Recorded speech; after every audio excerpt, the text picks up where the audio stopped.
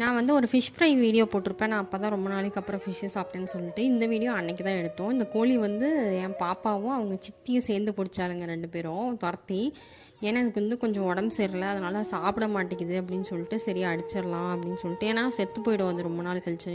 ஒரு 4-5 டேஸ் விட்டோம் அப்படின்னா அது உடம்பு சரியில்லாமல் செத்து போயிடும். அதனால் நம்மளே அடித்து சாப்பிட்றலாம் அப்படின்னு சொல்லிட்டு அதை கட் பண்ணி க்ளீன் பண்ணிகிட்டு இருந்தோம். என் பாப்பா இருந்துட்டு ஐயா எனக்கெல்லாம் வேணாம் அப்படின்னு சொல்லிட்டு இருந்தா. அதுக்கு தான் எங்கள் அம்மா வந்துட்டு அதாவது அடிக்கிறதுக்கு முன்னாடி வந்து பூச்சி சொல்லுவாங்க, அதுக்கப்புறம் அடித்ததுக்கப்புறம் சீச்சின்னு சாப்பிடுவாங்க அப்படின்னு சொல்லி கிண்டல் பண்ணிகிட்டு இருந்தாங்க என் பாப்பாவை.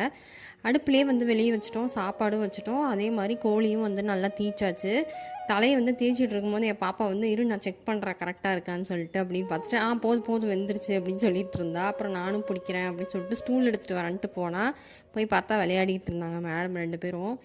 அதுக்கப்புறம் எங்கள் அம்மா வந்து மஞ்சத்தூளெல்லாம் தடவிட்டு நல்லா வாஷ் பண்ணிவிட்டு ஃபுல்லாக க்ளீன் பண்ணி சூப்பராக கொடுத்துட்டாங்க. அந்த தீச்சதுலேருந்து அந்த முடியெலாம் இருக்கும்ல அது எல்லாத்தையும் எடுத்துகிட்டு சூப்பராக க்ளீன் பண்ணி கொடுத்துட்டாங்க. இவளுங்கிட்ட வந்து நீங்கள் என்ன சமைக்கிறீங்கன்னு சொல்லி கேட்கும்போது 2 பேரும் சிக்கன் பிரியாணி செய்கிறோம் அப்படின்னு சொல்லி விளையாடிட்டு இருந்தாங்க 2 பேரும். இவன் வந்து என்னோட சித்தியோட பொண்ணு, எனக்கு வந்து தங்கச்சி. அதனால் என் பொண்ணுக்கு அவள் வந்து சித்தி ஆகிட்டா இந்த வயசுலேயே. அதுக்கப்புறம் எங்கள் அம்மா வந்து க்ளீன் பண்ணிகிட்டு இருந்தாங்க. க்ளீன் பண்ணி முடிச்சுட்டு கொண்டு வந்து கொடுத்தோடனே குழம்பு வைக்க ஆரம்பிச்சிட்டோம் நாங்கள். நான் இதுக்கு முன்னாடி நிறைய வீடியோவில் சொல்லியிருப்பேன், எங்கள் அம்மாவுக்கு வந்து இந்த கோழி க்ளீன் பண்ணுறது வந்து ரொம்ப இஷ்டம். அதனால் எங்கள் அம்மா தான் செஞ்சாங்க. ஆனால் எங்கள் அம்மா சாப்பிடல, ஏன்னா புரட்டாசி மாதம் அப்படின்றதுனால அவங்க சாப்பிடல. க்ளீன் மட்டும் பண்ணி கொடுத்துட்டாங்க. நாங்கள் வெளியிலேயே ஒரு வடை சட்டி வச்சு கடுகுலாம் போட்டுட்டு தக்காளி, கருவேப்பிலை, பச்சை மிளகாய் இது ஃபஸ்ட்டு போட்டு நல்லா வதங்கினதுக்கு அப்புறமா ஒரே ஒரு சின்ன ஒரு பெரிய வெங்காயம் அதை மட்டும் கட் பண்ணி போட்டு மஞ்சத்தூள் போட்டு நல்லா வதக்கி எடுத்தாச்சு. இது நல்லா வதங்கினதுக்கு அப்புறமா இஞ்சி பூண்டு பேஸ்ட்டு, அதுலேயே வந்துட்டு வெங்காயமும் எங்கள் பாட்டி வந்து கட் பண்ணி போட்டு அரைச்சி கொடுத்துட்டாங்க. குழம்பு வந்து டேஸ்ட்டாக இருந்தது. வேறு எதுவுமே நாங்கள் ஆட் பண்ணல, பட்டை லவங்கம் இந்த மாதிரி எதுவுமே போடவே இல்லை. வெறும் இது மட்டும்தான் போட்டு செஞ்சுருந்தோம். சூப்பராக இருந்தது. அதுக்கப்புறம் கோழி கட் பண்ணி வச்சுருந்தோம்ல அதையும் உள்ளே போட்டு நல்லா கிளறி எடுத்தாச்சு.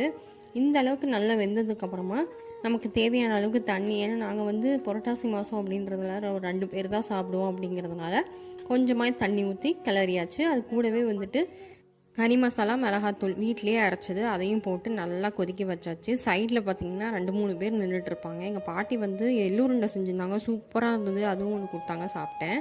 இப்போ குழம்பு வந்து செம்மையாக ரெடி ஆகிடுச்சு. இங்கே வந்து வெளியே மழையும் வர ஆரம்பிச்சிருச்சு. இந்த கிளைமேட்டுக்கு கோழி குழம்பு வந்து சூப்பராக இருந்தது. எனக்கு எப்படா போடுவீங்கன்னு சொல்லிட்டு 4 பேர் வெளியே வெயிட் பண்ணிகிட்டு இருந்தாங்க. அப்புறம் நாங்களும் சாப்பிட்டுட்டு அவங்களுக்கும் போட்டாச்சு. சூப்பராக இருந்தது குழம்பு. இதே குழம்பை நீங்கள் ட்ரை பண்ணி பாருங்கள், வேறு லெவலில் இருந்தது. இன்னொரு வீடியோவில் பார்க்கலாம். பாய்.